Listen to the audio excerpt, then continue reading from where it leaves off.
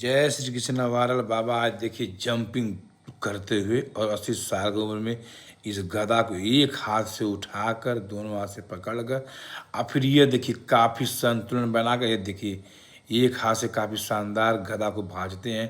ये वायरल बाबा की ताकत क्या है हम लोग खुद नहीं जान पाते, मगर जब पूछते तो बताते हैं कि उस ज़माने में चटनी रोटी रस दूध दही यही खाते हैं। हमारा भाई उनको मने भी कर कि बाबा जान जाए दीजिए, और फिर बाबा फिर आते हैं अखाड़े पर आकर देखिए नौजवानों को जो है मतलब कि सिखाते हैं कि कैसे दाव कैसे लगाया जाता है। ये देखिए अपना पैर लगाएंगे, पैर लगा कर और फिर उसको बताएंगे कि कैसे इसको जो है टांग फंसा कर दाव को देखिए लगाया जाता है। तो ये वायरल बाबा उस ज़माने की अपनी कला को नौजवानों को सिखाते हुए देखिए पहलवानों को किस तरह सिखा रहे हैं।